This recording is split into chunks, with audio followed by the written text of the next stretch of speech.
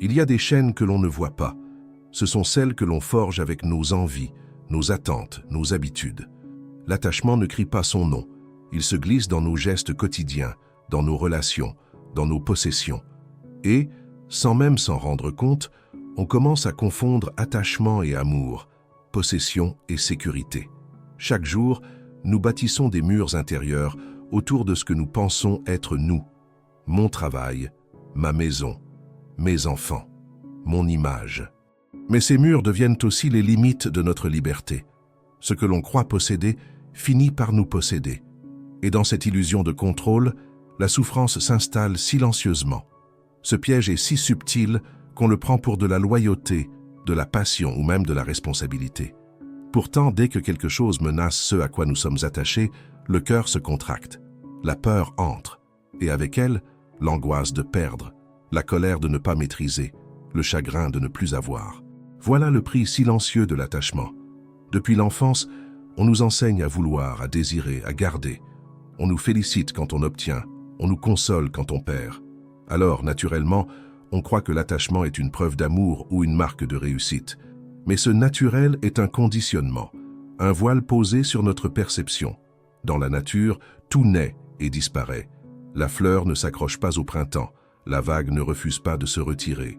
Ce sont nos esprits humains qui, par peur de l'incertitude, cherchent à figer le moment, à retenir ce qui ne peut être retenu. S'attacher devient alors une tentative de nier l'impermanence, un combat perdu d'avance. L'attachement semble doux au début. Il donne l'illusion d'une chaleur, d'un lien sécurisant. Mais cette chaleur se transforme vite en dépendance, et au lieu de vivre l'instant, on le capture. Au lieu d'aimer, on emprisonne.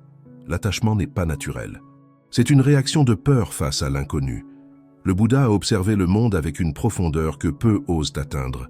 Dans son silence, il a vu clair. La souffrance naît de l'attachement. Ce n'est pas la perte en elle-même qui fait souffrir, mais notre refus de la perte.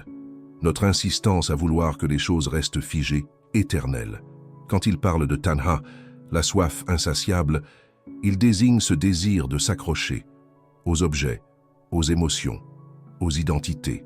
Et tant que cette soif existe, l'esprit reste agité, tendu, insatisfait. On devient comme un voyageur assoiffé qui cherche de l'eau dans le sable, plus il creuse, plus il souffre. Comprendre cela, ce n'est pas devenir indifférent. C'est au contraire apprendre à aimer plus librement, plus paisiblement. Le Bouddha n'enseigne pas à fuir le monde, mais à le voir tel qu'il est, mouvant, changeant, insaisissable. Et dans cette clarté, une paix profonde peut enfin émerger. Aimer, c'est permettre à l'autre d'être. S'attacher, c'est vouloir que l'autre nous appartienne. L'amour véritable libère, élève, nourrit. L'attachement, lui, resserre, exige, conditionne.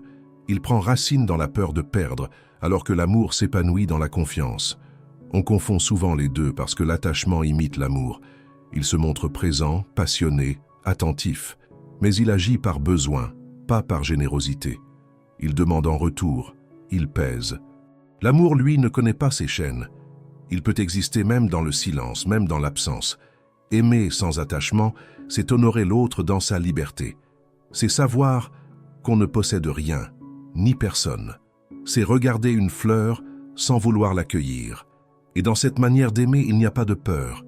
Il y a une douceur tranquille, une lumière intérieure qui ne dépend d'aucune condition. L'attachement ne se manifeste pas seulement dans les grandes choses, relations, travail, objets. Il se glisse aussi dans les idées, les opinions, l'image que l'on a de soi. On s'attache à notre rôle, à notre passé, à nos blessures. On s'identifie à ce que l'on croit être, oubliant que tout cela change aussi. Même notre spiritualité peut devenir une forme d'attachement. Chercher l'éveil peut devenir une ambition, une obsession, un nouvel ego déguisé en sagesse. Et lorsqu'on s'attache à l'idée d'être bon, juste ou éveillé, on construit un nouveau piège, subtil, mais réel. Prendre conscience de ces attachements invisibles, c'est ouvrir les yeux. Ce n'est pas se juger, mais s'éveiller doucement. Observer avec tendresse où l'on se raccroche encore. Et dans cette observation honnête, naît une liberté, celle de choisir de relâcher, un fil à la fois. On a appris à croire que le bonheur se trouve quelque part, là-bas, à l'extérieur. On court après une relation, une réussite, un objet ou une sensation en pensant que lorsqu'on l'atteindra, on sera enfin en paix. Mais le problème, c'est que ce bonheur dépend alors de circonstances fragiles, éphémères. Il devient une promesse instable, une récompense toujours conditionnée. À chaque fois que ton bien-être dépend de ce qui peut changer, tu te places en position de vulnérabilité. Tu deviens comme un bateau sans ancre, ballotté par les vagues du monde. Et quand l'extérieur change, comme il le fera inévitablement, ton bonheur vacille, ton cœur s'agite, ton esprit s'obscurcit. Tu confonds alors joie véritable avec plaisir passager. Le Bouddha nous enseigne une vérité simple mais profonde. La paix durable ne vient jamais de ce qui est extérieur. Elle émerge d'un état d'être, d'une lucidité silencieuse et stable, d'un cœur qui ne dépend plus de l'obtention. Lorsque tu cesses de courir vers l'extérieur, tu découvres que la source est en toi, vaste, calme, inépuisable. Nous vivons comme si les choses allaient durer, comme si les gens, les émotions, les moments allaient rester figés dans le temps. Pourtant, rien dans ce monde n'échappe au changement. Tout ce que tu connais est impermanent. Les corps vieillissent, les liens se transforment, les saisons passent. Et pourtant, l'esprit s'accroche à ce qui glisse déjà entre ses doigts. Cette illusion de permanence est l'une des grandes causes de notre souffrance. Car quand l'inévitable changement arrive, une séparation, une perte, une fin, on se sent trahi, comme si quelque chose d'injuste venait de se produire. On refuse l'impermanence, alors même qu'elle est la nature de toute chose. C'est ce refus qui crée la douleur, pas le changement lui-même. Voir la réalité telle qu'elle est, c'est apprendre à aimer sans retenir, à vivre sans exiger, à apprécier sans s'attacher. C'est embrasser le moment présent, non pas parce qu'il durera, mais justement parce qu'il ne durera pas. Dans cette conscience de l'impermanence, la gratitude naît, et avec elle, une paix sereine remplace la peur de perdre. L'attachement agit comme un poison lent dans le silence de notre esprit. Il crée des pensées obsessionnelles, des attentes irréalistes, des peurs qui n'existaient pas auparavant. Il enchaîne ton mental à des scénarios imaginaires. Et si je perds cela? Et si ça change? Et si je ne suis plus aimé? Et à chaque pensée, l'angoisse grandit. Quand tu es attaché, tu n'es jamais vraiment libre. Tu fais des choix, non pas en fonction de ce qui est juste, mais en fonction de ce que tu as peur de perdre. Tu n'agis plus avec clarté, mais avec crainte. L'esprit devient tendu, crispé, incapable de goûter la légèreté de l'instant. Tout devient conditionné par la peur de voir disparaître ce que tu crois essentiel. Le Bouddha a comparé l'esprit attaché à un feu qui ne s'éteint jamais. Il brûle, consume, réclame sans fin. Mais lorsqu'on commence à relâcher, à observer sans s'identifier, une nouvelle lumière apparaît. L'esprit retrouve son espace naturel, vaste, paisible, silencieux. Et dans cette ouverture, la clarté remplace la confusion. La racine de tant d'angoisse se trouve dans une peur ancienne, celle de perdre ce à quoi nous sommes attachés. Perdre un être cher, perdre un statut, perdre une sensation de confort ou de contrôle. Cette peur agit comme une ombre permanente, même dans les moments de joie. Car plus tu tiens à quelque chose, plus tu vis avec l'inquiétude de le voir disparaître. Cette peur n'est pas toujours bruyante. Parfois, elle est discrète, presque imperceptible, mais elle influence chaque geste, chaque pensée. Elle te pousse à surveiller, à contrôler, à anticiper. Et en voulant sécuriser l'amour ou le bonheur, tu finis par les étouffer. L'anxiété devient alors une compagne constante, nourrie par ce besoin de retenir l'irretenable. Le chemin bouddhiste propose une voie radicalement différente, accueillir l'impermanence comme une vérité libératrice. Cela ne veut pas dire ne pas aimer, mais aimer sans peur. Cela veut dire reconnaître que tout ce qui naît finira par se transformer. Et qu'en acceptant cette loi universelle, tu peux enfin respirer sans angoisse, vivre sans chaîne. Il y a une ironie cruelle dans l'attachement. Plus tu t'y accroches, plus tu souffres. Tu crois protéger ce que tu aimes, mais en vérité, tu intensifies ton propre tourment. Car l'attachement crée de la rigidité, et tout ce qui est rigide finit par se briser. L'amour attaché devient jalousie. Le succès attaché devient obsession. La sécurité attachée devient prison. Tu peux sentir cela dans ton corps, cette tension, cette crispation, ce nœud dans la poitrine. Ce sont les signes d'un cœur qui tient trop fort, et chaque tentative de contrôle, de possession, te coupe un peu plus de la vie telle qu'elle est. Tu remplaces le flux naturel par des attentes et la réalité par des illusions douloureuses. Le lâcher-prise n'est pas une faiblesse. C'est un acte de confiance. C'est comprendre que l'eau coule mieux quand elle n'est pas retenue. C'est découvrir que tu peux aimer sans peur, vivre sans dépendance et respirer sans serrer. Plus tu relâches, plus la souffrance se dissout. Et dans cet espace libéré, la vraie joie peut enfin émerger. L'attachement te fait croire que tu es en sécurité, que tu es aimé, que tu possèdes quelque chose de solide. Mais regarde de plus près. Derrière cette illusion se cache une cage invisible mais bien réelle. C'est une prison dorée parce qu'elle te réconforte, tout en t'enfermant. Ce que tu crois être ton refuge est parfois ce qui limite ta liberté. Plus tu te lies à quelque chose, plus tu en deviens dépendant. Tu adaptes ton comportement pour ne pas déplaire, tu évites de dire non par peur de perdre, tu caches ton vrai visage. Et dans cette prison douce, tu te perds peu à peu. Tu oublies qui tu es sans ce rôle, sans cette personne, sans cet objet. Tu réduis ta propre vie à ce que tu crains de lâcher. Le Bouddha n'a jamais condamné le lien. Ce qu'il pointe du doigt, c'est la chaîne. La dépendance, l'attente, l'identification. Être libre, ce n'est pas fuir le monde. C'est pouvoir aimer, donner, vivre, sans se sentir brisé si cela change.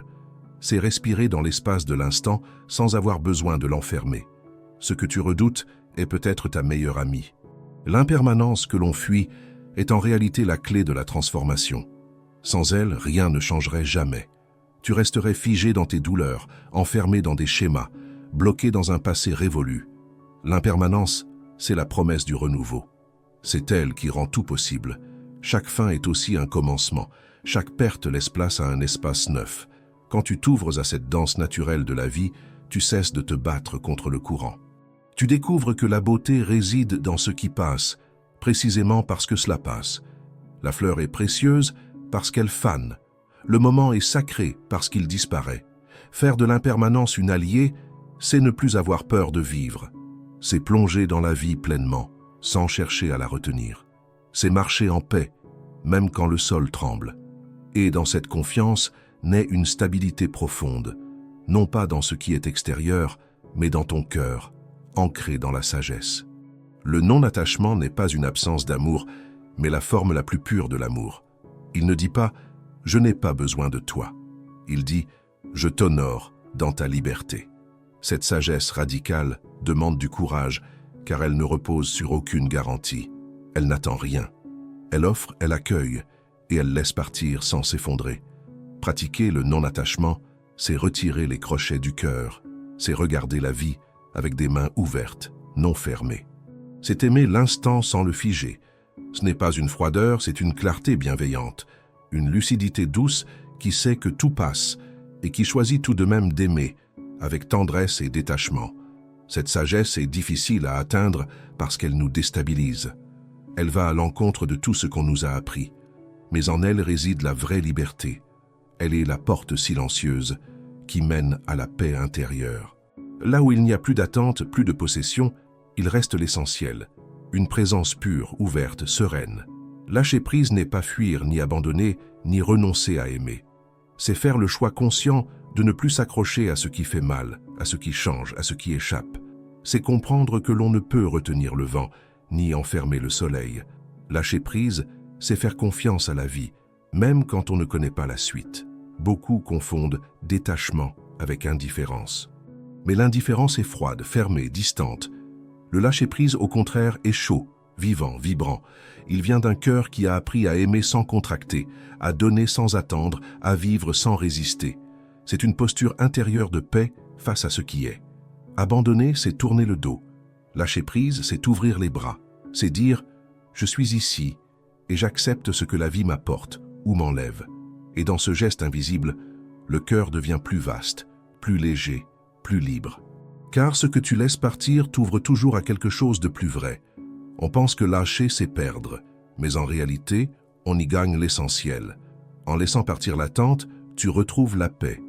En relâchant la peur, tu retrouves la confiance. En abandonnant le besoin de contrôler, tu redécouvres la beauté du moment. Ce que tu gagnes, c'est la légèreté. Et la légèreté est une forme de sagesse. Quand tu laisses aller, ton regard change. Tu vois les autres non plus comme des garanties, mais comme des cadeaux. Tu n'es plus dans l'exigence, mais dans la gratitude. Tu n'es plus dans l'attente de demain, mais dans la douceur de maintenant. Et dans ce présent réhabilité, tout devient plus vivant, plus vrai. Lâcher, c'est faire le vide pour que l'amour authentique puisse circuler. C'est ne plus faire obstacle au courant naturel de l'existence. Tu gagnes du silence là où il y avait du tumulte, de la clarté là où il y avait du désir, de la liberté là où il y avait des chaînes. Et ce que tu découvres alors, c'est toi-même, enfin libre. Il y a un paradoxe bouleversant que peu osent embrasser. Plus tu laisses aller, plus tu deviens capable d'aimer pleinement. L'attachement semble, à première vue, renforcer le lien. Mais en vérité, il le fragilise, le rend dépendant, conditionnel. L'amour véritable, lui, ne contracte pas, il dilate. Il n'emprisonne pas, il libère. Lorsque tu n'attends plus que l'autre comble ton vide, tu peux enfin le regarder avec clarté, avec tendresse sincère. Tu ne demandes plus qu'il remplisse une fonction, tu l'accueilles tel qu'il est. Cet amour-là n'est pas dramatique. Il est silencieux, stable, profond. Il n'a pas besoin d'être réciproque pour exister, car il ne dépend d'aucun retour. Aimer sans attachement, c'est être présent, entier, ouvert. C'est choisir d'offrir sans posséder. C'est pouvoir dire « Je t'aime, même si tu changes, même si tu pars, même si tu n'es pas ce que je projette. » Et dans cette manière d'aimer, il n'y a ni peur, ni condition. Il n'y a qu'un cœur éveillé à sa propre lumière. Le besoin est un cri intérieur qui cherche à combler un manque. Il te dit que tu n'es pas encore complet, que quelque chose dehors doit venir réparer ce vide. Mais ce cri est une illusion, car tu es déjà entier. C'est l'attachement à ce manque, à cette sensation d'incomplétude qui alimente ton agitation. Le calme naît quand ce besoin se dissout. La paix intérieure ne surgit pas d'un accomplissement extérieur, mais d'un relâchement intérieur. Elle apparaît quand tu cesses de lutter contre ce qui est, quand tu acceptes de ne plus vouloir changer le monde pour qu'il te convienne. Elle naît dans l'accueil, dans l'espace entre deux attentes, dans le souffle qui ne demande rien. Quand tu n'as plus besoin de quelque chose pour te sentir bien, tu redeviens libre, tu redeviens vaste. Les choses peuvent venir, rester ou partir. Elles ne perturbent plus ton centre. Et dans ce centre immobile, tu peux entendre ce silence précieux que le Bouddha appelait la fin de la souffrance. Là commence la vraie paix. Le désir en soi n'est pas un ennemi. Il est une énergie de mouvement, une impulsion de vie. Mais lorsqu'il se transforme en attachement, il devient une source de tension. La pleine conscience ne consiste pas à supprimer le désir, mais à l'observer sans s'y identifier. Elle permet de voir d'où il naît, où il va, et s'il mérite d'être suivi. Quand tu es pleinement conscient, tu ne réagis pas automatiquement à chaque envie. Tu respires, tu regardes, tu sens la vague passer sans t'y accrocher. Ce simple espace de conscience change tout. Il t'éloigne de l'impulsion et te rapproche de la liberté. Tu redeviens maître de toi-même au lieu d'être esclave de tes envies. Le Bouddha disait que le désir est comme une flamme. Il peut t'éclairer si tu le maîtrises, mais il peut brûler si tu t'y identifies. La pleine conscience est alors l'eau fraîche que tu verses doucement sur cette flamme, non pour l'éteindre, mais pour l'apaiser.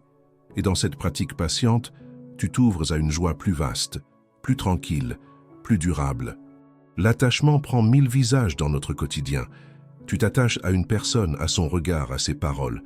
Tu veux qu'elle reste, qu'elle t'aime toujours, qu'elle ne change pas. Mais elle est humaine, elle évolue. Et si tu refuses cette évolution, tu souffres. Ce n'est pas l'amour qui fait mal, c'est l'attente irréaliste que tu poses sur lui. Tu t'attaches aussi aux objets, à une maison, à un téléphone, à un souvenir. Tu les chéris, tu les défends, et parfois tu les confonds avec ton identité. Quand ils se brisent ou disparaissent, tu as l'impression de perdre une partie de toi. Mais en réalité, tu perds une illusion. Ton être profond ne dépend d'aucun objet. Et puis, il y a les idées, les opinions, les croyances, les images que tu as de toi.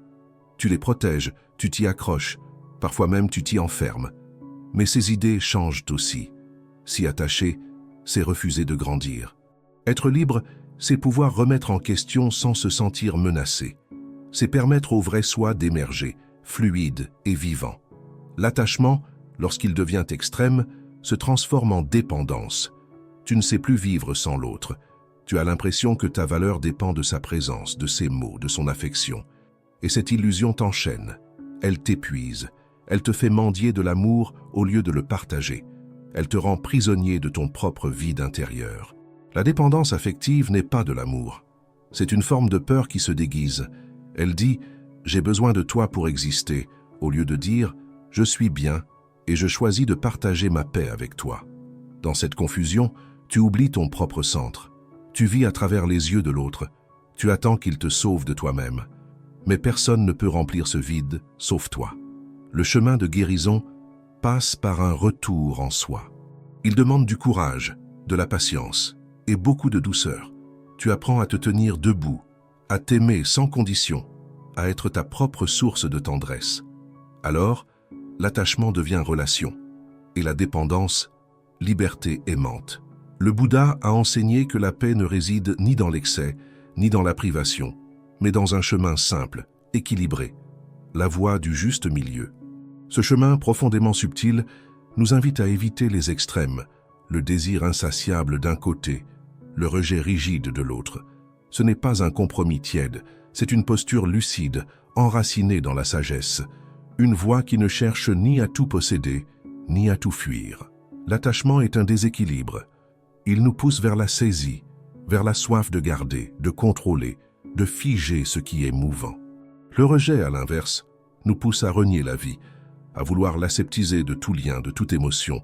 Le juste milieu ne nie rien, mais il embrasse tout sans s'y noyer. Il voit le monde tel qu'il est, impermanent, changeant, mais profond et précieux. Sur ce chemin, tu apprends à goûter la vie avec détachement, à aimer avec lucidité, à marcher avec présence. Tu ne refuses pas les attachements humains, mais tu n'en fais plus une prison.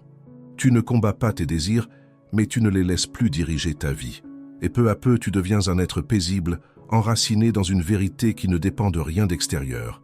Un être libre. Et si tu pouvais simplement regarder le monde sans vouloir l'attraper, observer un visage aimé sans exiger qu'il reste, contempler une réussite sans vouloir la répéter, accueillir une émotion sans chercher à l'étiqueter ou à la prolonger. C'est cela, observer sans posséder. C'est l'une des pratiques les plus libératrices que le Bouddha nous ait léguées. Lorsque tu regardes sans t'approprier, tu ouvres en toi un espace d'accueil profond. Tu ne forces rien, tu ne retiens rien, tu n'alourdis rien. Tu deviens le témoin silencieux de la danse de la vie. Et dans cette observation pure, tu découvres que la beauté n'a pas besoin de possession pour exister.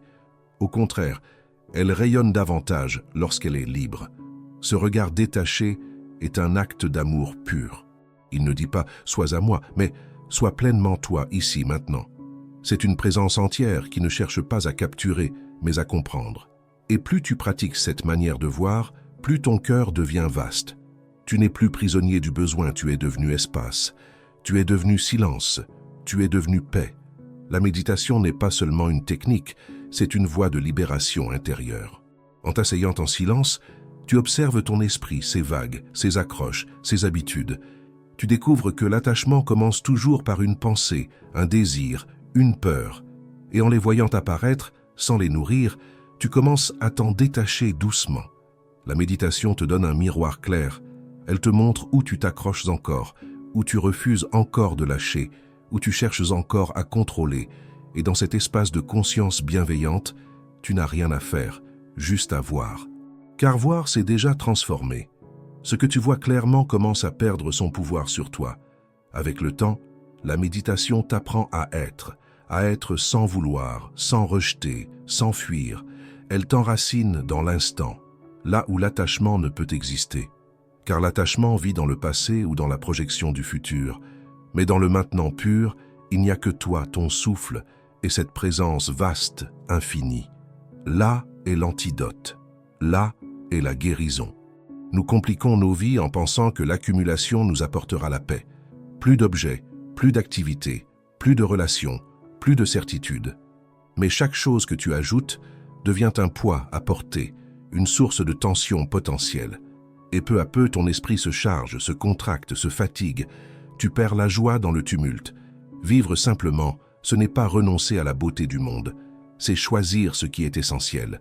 C'est alléger son cœur pour pouvoir le laisser ouvert. C'est désencombrer son intérieur pour entendre enfin ce qui est vrai, ce qui est doux, ce qui est vivant. La simplicité extérieure crée un silence intérieur, et ce silence est une source d'une grande clarté. Un esprit léger n'est pas vide, il est spacieux. Il peut accueillir la vie sans s'y accrocher. Il peut traverser les pertes sans se briser. Il peut aimer sans dépendre. C'est dans cette simplicité que tu découvres la profondeur. Là où rien ne pèse, tout devient précieux. Là où il n'y a plus de lutte, il y a enfin de la paix. Et si, au lieu de retenir, tu apprenais à laisser être, aimer sans posséder, c'est offrir sans enfermer. C'est dire à l'autre « je te vois, je t'aime et je ne te retiens pas ». C'est une révolution intérieure, une manière d'aimer qui ne cherche pas à avoir mais à accompagner. Un amour libre, lumineux, infiniment doux. Ce n'est pas un amour moins intense, au contraire. C'est un amour plus vaste, plus profond, parce qu'il ne dépend plus de l'ego. Il ne cherche pas à combler un vide, mais à célébrer une rencontre. Il ne dit pas « reste », mais « sois ». Il ne s'effondre pas face à l'impermanence. Il danse avec elle, avec grâce et gratitude. Aimer sans posséder, c'est un acte spirituel. C'est l'expression la plus pure de la compassion et de la sagesse. C'est un cœur qui a compris que l'amour n'est pas une chaîne, mais une offrande. Une lumière qui brille sans vouloir être éteinte. Et dans ce cœur libre, il n'y a plus de peur. Il n'y a que la paix. Il n'y a que l'amour véritable.